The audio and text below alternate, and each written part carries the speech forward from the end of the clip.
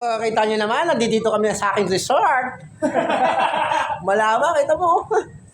Ito yung bagong resort na nabili ko 2.5 million lang to, guys, ha? O, ano? Ano kayo dyan?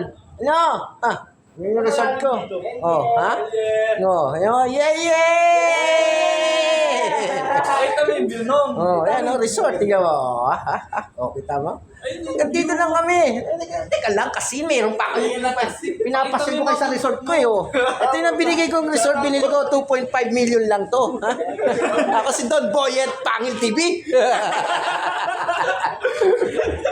Oh, kita mo yung view. Oh. Ikot kami lang sa garay. Oh. Kita mo, let's go mga guys. Dito na kayo sa aking resort. Si kay Boyet, Pangil TV. Don Boyet, Pangil TV lang to. Magkano pag-home sa pool? Ano lang yan? 200,000 lang yan. Kita mo, pool namin. 200,000 barya lang yan. Kita mo naman yung mga building ko. Kita mo. Ayo, mga housing ko. Nagkakalaga ng 200,000 lang yan.